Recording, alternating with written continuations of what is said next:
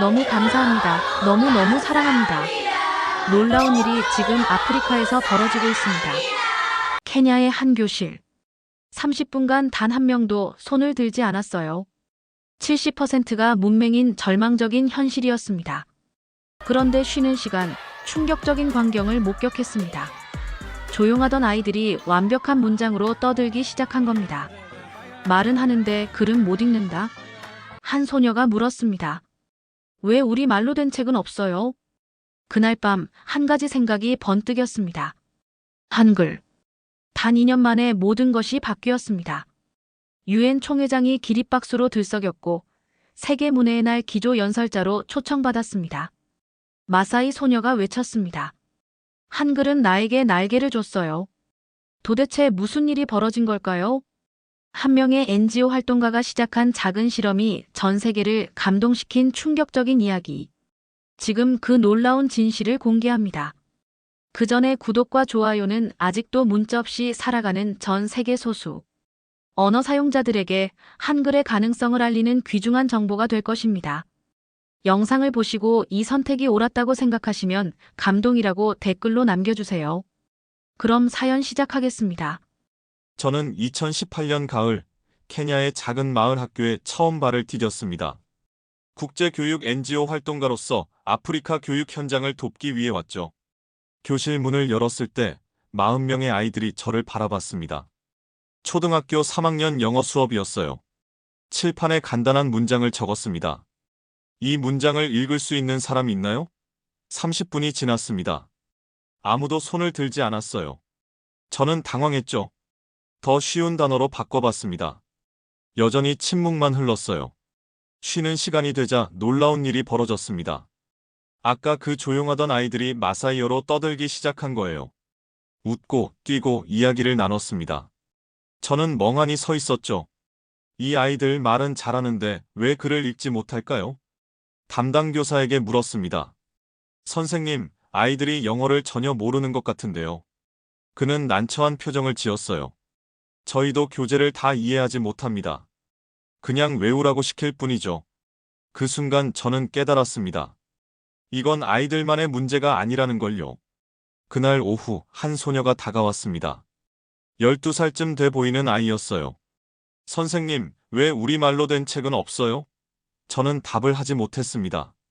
마사이어는 문자가 없었거든요. 수천 년 동안 구전으로만 전해진 언어였죠. 그날 밤 숙소로 돌아와 자료를 뒤졌습니다. 아프리카 15개국 중 70% 이상이 문맹 상태였어요.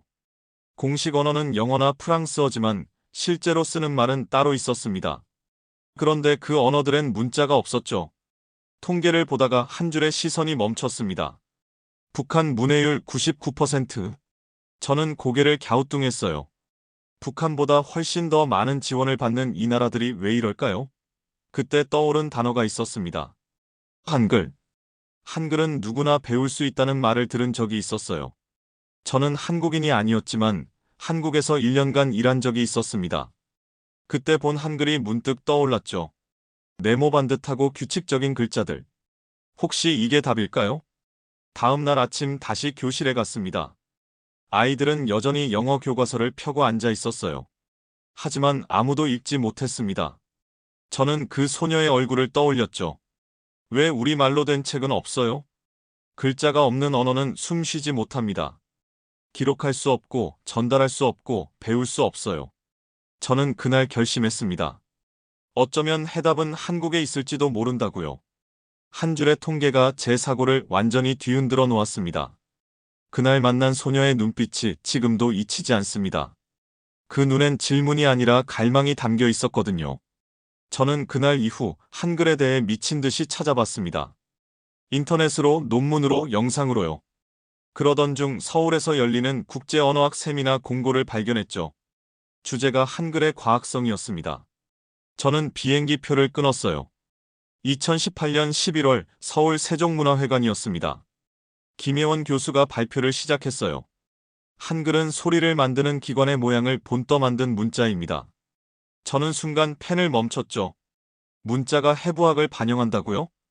김 교수는 칠판에 자음을 그렸습니다. 기억은 혀뿌리가 목구멍을 막는 모양이라고 했어요. 니은은 혀끝이 윗잇몸에 닿는 모양이고요. 미음은 입을 다문 모습이라고 했습니다. 저는 넋을 잃고 들었죠. 이건 상형이 아니라 과학이다. 저는 노트에 그렇게 적었습니다. 알파벳은 소리와 글자가 따로 놀았어요. 하지만 한글은 달랐습니다. 소리 자체를 시각화한 거였죠. 세미나가 끝난 뒤 김 교수를 찾아갔습니다. 제 상황을 설명했어요. 마사이 아이들 이야기, 문맹 통계, 그리고 제 고민을요. 김 교수는 고개를 끄덕였습니다. 한글은 언어를 해방시키는 열쇠입니다. 그렇게 말씀하셨죠. 그날 저녁 호텔방에서 실험을 했습니다. 제 이름을 한글로 적어본 거예요. 리처드 브라운. 저는 천천히 발음했습니다. 리처드 브라운. 김 교수가 적어준 한글을 보며 따라 읽었죠. 놀라웠습니다. 제 혀끝 움직임과 똑같았어요. 리를 발음할 때 혀가 윗잇몸에 닿고 철을 발음할 때 입천장이 좁아지는 게 느껴졌습니다. 한글이 제 입안의 움직임을 그대로 보여주고 있었던 거죠. 내 이름이 이렇게 정확하게 적힌 건 처음이었습니다. 영어 철자론 리처드지만 실제 발음은 달랐거든요. 한글은 그 미묘한 차이까지 담아냈어요. 저는 소름이 돋았습니다. 다음 날 김 교수를 다시 만났습니다. 마사이어도 가능할까요? 김 교수는 웃으며 대답했어요. 한글은 인간이 낼 수 있는 거의 모든 소리를 적을 수 있습니다. 자음 19개, 모음 21개로요. 그 말에 저는 확신이 들었죠. 그날 밤 제 방에서 마사이어 단어를 한글로 적어봤습니다. 엔카이, 은고로고로, 올레시타. 신, 물소, 전사라는 뜻이었어요. 한글로 적으니 발음이 살아났습니다. 영어 알파벳으론 절대 표현할 수 없던 소리들이었죠. 저는 노트북을 열고 보고서를 쓰기 시작했습니다. 제목은 한글을 활용한 아프리카 문해 프로젝트였어요. 그 아이들도 자신의 말로 책을 읽을 수 있다면 어떨까요? 상상만으로도 가슴이 뛰었습니다. 한글은 문자 이상의 의미를 가지고 있었습니다. 내가 본 건 글자가 아니라 도구였어요. 세종대왕이 만든 건 글이 아니라 철학이었죠. 누구나 쉽게 배워서 자기 생각을 표현할 수 있는 민주적인 문자 말입니다. 서울을 떠나는 비행기 안에서 저는 다짐했습니다. 이 도구를 마사이 아이들에게 전해주겠다고요. 케냐로 돌아온 저는 바로 준비에 들어갔습니다. 2019년 1월이었어요. 마사이족 마을 추장을 찾아가 허락을 구했죠. 아이들에게 그들의 말을 글로 쓰는 법을 가르치고 싶다고 했습니다. 추장은 의아한 표정을 지었어요. 우리 말을 글로요? 일주일 후 시범 수업이 시작됐습니다. 낡은 교실에 15명의 아이들이 모였어요. 저는 떨리는 손으로 한글 자음표를 꺼냈습니다. 오늘부터 여러분의 소리를 그림으로 만들 거예요. 아이들은 고개를 갸우뚱했죠. 먼저 기억을 가르쳤습니다. 이 소리를 낼 때 목 안쪽을 만져보세요. 아이들이 목을 만지며 그 소리를 냈어요. 느껴지죠? 이게 이 글자의 모양입니다. 한 아이가 눈을 크게 떴습니다. 우리 소리가 그림이 되었네요. 니은을 가르칠 땐 혀를 써봤습니다. 혀끝이 어디에 닿나요? 윗니 뒤쪽이요. 맞아요. 그래서 이 글자는 이렇게 생겼습니다. 아이들이 서로의 입을 들여다보며 웃었어요.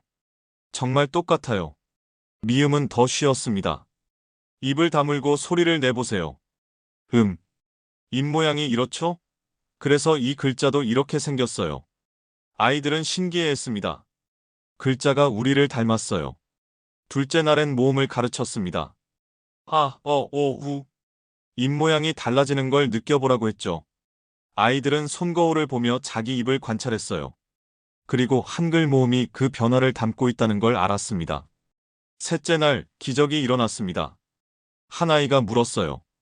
그럼 나는 어떻게 써요? 저는 칠판에 적었습니다. 니은과 아를 합쳐서 나. 아이의 눈이 반짝였죠. 그럼 나는은요? 나의 는을 붙이면 돼요. 아이들이 스스로 조합하기 시작했습니다. 물, 집, 엄마, 아빠. 마사이어 단어들이 한글로 적혀나갔어요.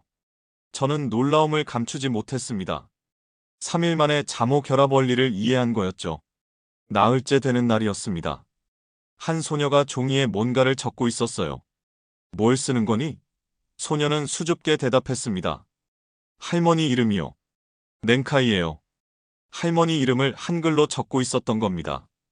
소녀는 천천히 한 글자씩 적었어요. 넨, 카, 이에. 다 쓰고 나서 종이를 물끄러미 바라봤습니다. 그러더니 눈물을 흘리기 시작했죠. 저는 당황해서 물었어요. 왜 우니? 소녀가 말했습니다. 할머니 이름이 이렇게 예뻤구나. 저는 그제야 알았어요. 이 아이에게 글자는 단순한 기호가 아니었습니다. 사랑하는 사람을 기억하는 방법이었죠. 쉬는 시간에 마을 사람들이 모여들었습니다. 이 아이들이 글자를 쓴다고요? 한 어른이 물었어요. 저는 고개를 끄덕였습니다. 네, 그들의 말을 그들의 글자로 쓰고 있습니다. 그날 저녁 추장이 교실을 찾아왔습니다. 조용히 수업을 지켜보더니 말했어요. 이건 외국 문자가 아니라 우리말이네요. 저는 웃으며 대답했습니다. 맞습니다. 이건 여러분의 소리예요. 이 작은 교실에서 기적이 시작됐습니다. 글자는 기억이자 사랑이었어요. 2019년 3월 수업을 시작한 지 2달이 지났을 때였습니다. 한 통의 공문이 도착했어요. 케냐 교육부에서 온 거였죠. 즉시 수업을 중단하라는 내용이었습니다. 공식 교육 과정이 아니라는 이유였어요. 며칠 뒤 국제구호단체 직원들이 찾아왔습니다. 현재 교육법을 위반했다고 했어요. 영어나 스와힐리어가 아닌 문자를 가르치는 건 불법이라는 거였죠. 저는 어이가 없었습니다. 아이들을 가르치는 게 불법이라니요? 대학 교수들도 비판하기 시작했습니다. 한 언어학자는 라디오 방송에 나와 말했어요. 한글은 한국어를 위한 문자입니다. 다른 언어에 적용하는 건 언어학적으로 무리가 있죠. 저는 그 방송을 들으며 주먹을 쥐었습니다. 마을 내부에서도 반발이 생겼습니다. 몇몇 부모들이 찾아와 말했어요. 우리 아이들이 혼란스러워합니다. 학교에선 영어를 배우라 하고 선생님은 이상한 글자를 가르치잖아요. 저는 설명하려 했지만 소용없었죠. 일주일 뒤 아이들이 수업에 오지 않기 시작했습니다. 15명이던 학생이 10명으로 다시 5명으로 줄었어요. 한 아이가 말했습니다. 선생님, 우리 아빠가 그만두라고 했어요. 쓸모없는 글자 배워서 뭐 하냐고요. 저는 빈 교실에 혼자 앉아 있었습니다. 칠판엔 아직 한글 잠오표가 붙어 있었어요. 모든 사람이 등을 돌렸습니다. 정부도 전문가들도 심지어 마을 사람들까지요. 그날 밤 숙소로 돌아가는 길이었습니다. 어둠 속에서 누군가 저를 불렀어요. 선생님. 돌아보니 날랄리였습니다. 처음 할머니 이름을 쓰며 울었던 그 소녀였죠. 날랄리가 물었습니다. 내일도 수업해요? 저는 한숨을 쉬었어요. 아무도 오지 않을 것 같은데. 날랄리는 고개를 저었습니다. 저는 갈 거예요. 저는 계속 배우고 싶어요. 그 말에 저는 멈췄습니다. 왜 그렇게 배우고 싶니? 날랄리가 대답했어요. 할머니 이야기를 적고 싶거든요. 할머니가 들려주신 옛날 이야기들요. 적지 않으면 사라질 것 같아요. 저는 날랄리의 눈을 봤습니다. 그 눈엔 절박함이 담겨 있었어요. 단 한 명이 남아 있었습니다. 저는 천천히 고개를 끄덕였죠. 그래, 내일도 수업하자. 다음 날 교실에 갔습니다. 날랄리 혼자 앉아 있었어요. 우리 둘이라도 계속해봐요. 날랄리가 말했습니다. 저는 웃으며 칠판 앞에 섰죠. 오늘은 긴 문장을 만들어 볼까? 빈 교실이 저를 바라보고 있었습니다. 하지만 포기할 수 없었어요. 이 한 명의 아이가 믿어주고 있었으니까요. 날랄리는 노트를 펴고 연필을 쥐었습니다. 수업을 시작하려는데 문이 열렸습니다. 2명의 아이들이 들어왔어요. 날랄리가 우리를 불렀어요. 저희도 계속 배우고 싶어요. 저는 놀라서 그들을 바라봤죠. 그날 3명이 모였습니다. 적은 숫자였지만 희망이었어요. 저는 다시 시작할 수 있었습니다. 2019년 5월이었습니다. 공식적인 수업은 중단됐지만 저는 포기하지 않았어요. 마을 외곽의 큰 나무 아래에서 비공식 수업을 시작했죠. 전기도 없는 곳이었습니다. 해가 지면 모닥불을 피워 불빛으로 글자를 가르쳤어요. 날랄리와 2 친구로 시작한 수업이었습니다. 그런데 일주일 뒤 5명의 아이들이 더 나타났어요. 날랄리가 마을을 돌며 이야기를 퍼뜨린 거였죠. 우리는 지금 태어나는 거예요. 그렇게 말했다고 합니다. 아이들의 눈빛이 불빛보다 더 밝았습니다. 금지된 수업이라 더 열심히 배웠어요. 한 아이가 말했습니다. 우리도 혼자서라도 배울 거예요. 저는 그 말에 가슴이 뭉클했죠. 한 달 뒤엔 더 놀라운 일이 벌어졌습니다. 어른들이 오기 시작한 거예요. 처음엔 여성 2명이었습니다. 아이들 공부 도와주려고 배우고 싶다고 했죠.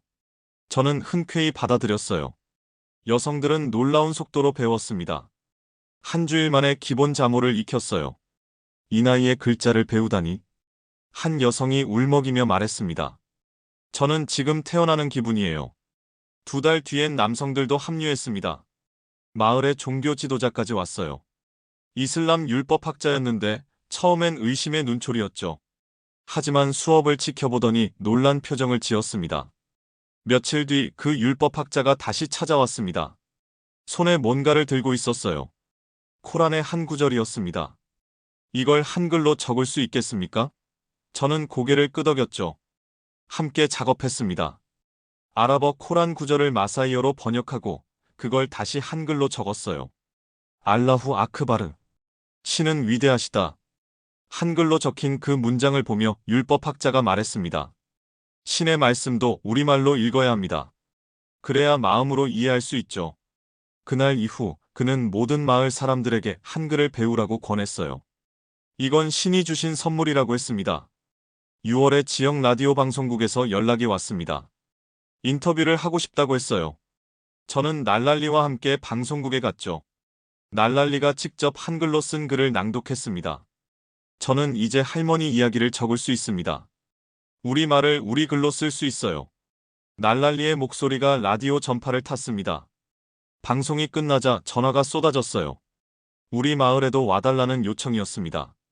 라디오국에 전화가 폭주했어요. 케냐 전역에서 연락이 왔죠. 글자가 아니라 존엄을 배운 겁니다. 그들이 만난 건 한글이 아니라 권리였어요. 저는 지도를 펼쳐놨습니다. 요청이 온 마을에 핀을 꽂았어요. 한 달 만에 20곳이 넘었습니다. 모닥불 수업은 이제 운동이 되어가고 있었죠. 2019년 9월 수업이 확산되면서 새로운 의문이 생겼습니다. 한글이 정말 실용적일까? 일상생활에서 쓸 수 있을까? 저는 이걸 증명해야 했어요. 그래야 정부와 국제기구를 설득할 수 있었죠. 마을의 여성 상인들과 만났습니다. 장사할 때 가장 불편한 게 뭔가요? 한 여성이 대답했어요. 외상장부요. 누가 얼마 빌려갔는지 기억이 안 나요. 글을 몰라서 적을 수가 없거든요. 저는 제안했습니다. 한글로 장부를 적어보면 어떨까요? 여성들은 반신반의했어요. 하지만 시도해보기로 했죠. 일주일간 집중 수업을 했습니다. 숫자와 이름, 물건 이름을 한글로 적는 법을요. 한 달 뒤 놀라운 결과가 나왔습니다. 한 여성이 말했어요. 돈을 잃지 않아요. 증거가 생겼거든요. 누가 얼마 빌려갔는지 다 적혀 있어요. 다른 여성들도 고개를 끄덕였습니다. 재고 관리도 달라졌습니다. 무엇이 얼마나 남았는지 한눈에 볼 수 있었어요. 영어 알파벳으론 불가능했던 일이었죠. 마사이어 단어를 정확히 적을 수 없었으니까요. 10월엔 더 큰 변화가 일어났습니다. 마을 입구에 간판이 세워진 거예요. 한글로 적힌 마을 이름이었습니다. 올케리 마을. 마을 사람들이 모여 간판을 올리던 날을 잊을 수 없어요. 한 노인이 말했습니다. 우리 말을 쓴 우리 간판이에요. 이제 우리도 우리 이름을 당당히 보여줄 수 있어요. 사람들이 박수를 쳤습니다. 장부 한 권이 가족의 생계를 지켜줬고 간판 하나가 마을의 얼굴이 되었죠. 11월에 여성협동조합이 만들어졌습니다. 규약을 한글로 작성했어요. 계약서도 회계장부도 모두 한글이었죠. 한 여성이 말했습니다. 한글로 계약서를 씁니다. 이제 속지 않아요. 외부 상인들과 거래할 때도 달라졌습니다. 한글 장부를 보여주며 설명할 수 있었어요. 상인들은 처음엔 의아해했지만 곧 이해했죠. 정확한 기록이 신뢰를 만들었습니다. 12월엔 더 혁신적인 시도를 했습니다. 휴대폰 문자 메시지예요. 젊은이들이 한글 자판을 만들었어요. 컴퓨터 프로그래머 한 명이 자원봉사로 도와줬죠. 휴대폰으로 한글 문자를 보낼 수 있어요. 한 청년이 신나서 말했습니다. 마사이어를 우리 손가락으로 칠 수 있다니요. 저는 그 모습을 보며 깨달았어요. 우리는 이제 기록할 수 있는 민족입니다. 한 어르신이 말씀하셨어요. 그 말이 가슴에 와닿았습니다. 기술과 전통이 만났을 때 혁신이 시작됐죠. 연말 보고서를 작성했습니다. 장부 사용률 95%, 문자 해독률 87%, 일상 사용률 82%. 숫자가 증명했어요. 한글은 실용적이었습니다. 2020년 2월 코로나가 세계를 덮치기 직전이었습니다. 유니세프 실사단이 마을을 방문했어요. 케냐 정부의 요청이었죠. 비공식 교육 프로그램을 조사하러 온 거였습니다. 저는 긴장했습니다. 폐쇄 명령이 내려질 수도 있었어요. 하지만 보여줄 수밖에 없었죠. 실사단을 교실로 안내했습니다. 아이들이 한글로 일기를 쓰고 있었어요. 실사단장이 한 아이에게 물었습니다. 무슨 글을 쓰고 있니? 아이가 대답했어요. 오늘 본 꿈이요. 꿈속에서 사자를 봤어요. 그리고 한글로 쓴 문장을 읽어줬죠. 실사단장은 놀란 표정이었습니다. 이 아이가 정말 자기 언어로 쓰고 있는 거예요? 저는 고개를 끄덕였어요. 3개월 배운 아이입니다. 실사단장은 할 말을 잃었죠. 이틀간 조사가 이어졌습니다. 장부를 보고 간판을 보고 휴대폰 메시지를 확인했어요. 여성협동조합 회의에도 참석했습니다. 모든 게 한글로 진행됐죠. 마지막 날 실사단장이 말했습니다. 이곳에서 진짜 교육이 이루어지고 있습니다. 저는 그 말에 눈물이 날 뻔했어요. 그동안의 고생이 주마등처럼 스쳐갔죠. 3월에 유니세프 보고서가 나왔습니다. 마사이족 한글 교육 모델은 혁신적입니다. 그렇게 적혀 있었어요. 세계은행도 관심을 보였죠. 교육 커리큘럼에 한글 도입을 공식 검토한다고 발표했습니다. 4월엔 BBC에서 다큐멘터리 팀이 왔습니다. 일주일간 촬영을 했어요. 수업 장면, 시장 장면, 가족 인터뷰까지요. 날랄리도 출연했습니다. 날랄리가 카메라 앞에서 말했습니다. 한글은 제게 날개를 줬어요. 이제 저는 제 꿈을 적을 수 있어요. 할머니 이야기도 책으로 만들 거예요. 그 장면이 전 세계로 방송됐죠. 5월에 KBS에서도 취재를 왔습니다. 한국 방송사였어요. 한글이 아프리카를 읽게 했다. 그런 제목의 다큐였죠. 한국에서 큰 반향을 일으켰다고 들었습니다. 6월 케냐 교육부 장관이 직접 마을을 방문했습니다. 국가교육 커리큘럼 도입 검토. 장관이 그렇게 말했어요. 저는 믿을 수가 없었죠. 1년 전만 해도 불법이라고 했는데요. 7월엔 국제교육 포럼에 초청받았습니다. 스위스 제네바였어요. 한글의 보편적 가치. 그게 제 발표 주제였죠. 50개국 교육 전문가들 앞에서 이야기했습니다. 한글은 가장 민주적인 문자입니다. 저는 그렇게 말했어요. 누구나 쉽게 배울 수 있고 어떤 언어도 담을 수 있죠. 청중들이 기립박수를 보냈습니다. 시험 점수가 아닌 삶이 변했어요. 한글이 교육이 되었죠. 세종대왕의 꿈이 현실이 된 겁니다. 세계가 이제 한국을 주목하고 있었습니다. 2020년 9월 유엔에서 연락이 왔습니다. 세계문해의 날 기조연설자로 초청한다는 내용이었어요. 저는 떨렸습니다. 내가 이 자리에 설 자격이 있을까? 하지만 이건 제 이야기가 아니었습니다. 마사이 아이들의 이야기였어요. 저는 날랄리에게 제안했죠. 나와 함께 가지 않을래? 날랄리는 눈을 크게 떴습니다. 9월 8일 뉴욕 유엔 본부였습니다. 날랄리는 16살이 됐어요. 한글을 배운 지 2년째였죠. 총회장에 들어서는 순간 날랄리가 제 손을 꼭 쥐었습니다. 저는 먼저 마이크 앞에 섰습니다. 3년 전 케냐의 한 교실 이야기를 했어요. 침묵하던 아이들, 문자가 없던 언어, 그리고 한글과의 만남을요. 청중들이 숨죽이며 들었습니다. 그리고 날랄리를 소개했습니다. 이 소녀가 직접 이야기하겠습니다. 날랄리가 천천히 앞으로 나왔어요. 손에 종이 한 장을 들고 있었죠. 한글로 쓴 시였습니다. 날랄리가 마사이어로 시를 낭독하기 시작했습니다. 통역이 영어로 읽어줬어요. 나는 소리였습니다. 형태 없는 소리였죠. 그런데 한글이 나를 보이게 했어요. 이제 나는 기억할 수 있습니다. 할머니의 이야기를, 우리의 역사를요. 나는 이제 미래를 쓸 수 있어요. 날랄리의 목소리가 울렸습니다. 총회장이 조용했어요. 시가 끝나자 박수가 터져 나왔습니다. 기립박수였어요. 유엔 사무총장이 일어섰고 각국 대표들이 따라 일어섰죠. 날랄리는 울고 있었습니다. 저도 눈물을 참을 수 없었어요. 폐회식에서 역사적 발표가 나왔습니다.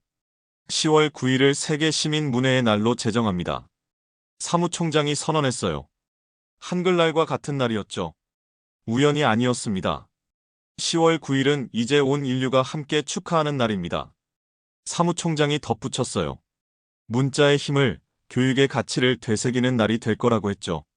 12월 코이카와 세계은행, 아프리카 연합이 공동 프로젝트를 발표했습니다. 아프리카 20개국의 한글 기반 문해 교육을 도입한다는 내용이었어요. 5년간 100만 명을 목표로요. 저는 그 발표문을 읽으며 3년 전을 떠올렸습니다. 빈 교실에 혼자 앉아있던 날, 날랄리 한 명이 남아졌던 순간 모닥불 아래서 떨리는 손으로 글자를 가르치던 밤들요. 나는 그 기적의 유일한 목격자였습니다. 아니, 목격자가 아니라 함께한 사람이었죠. 한글은 한국의 것이었지만 이제는 모두의 것이 됐어요. 그들은 지금 한글로 미래를 쓰고 있습니다. 마사이 초원에서, 케냐 마을에서, 아프리카 곳곳에서요. 10월 9일 세계가 함께 축하하는 날이 됐죠. 저는 지금도 가끔 그 소녀를 떠올립니다. 왜 우리말로 된 책은 없어요? 그 질문이 모든 걸 바꿨어요. 이제 그 소녀에게 대답할 수 있습니다. 있어. 이제 너희 말로 된 책이 있어. 그리고 그건 너희가 직접 쓴 책이야. 한글은 이제 인류의 문자입니다. 한 명의 소녀가 던진 질문이 모든 것을 바꿨습니다.